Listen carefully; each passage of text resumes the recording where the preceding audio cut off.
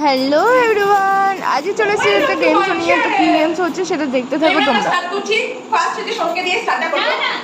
না না না শোনো চোখটা প্রথমে বাঁকা হবে। আমাদের ফিতিটা খুব ভালো। দাঁড়া, খুব ভালো ফিতি। আর ফিতি পাইনি কেউ। আরে বাবা একটু ছোট করে দিও।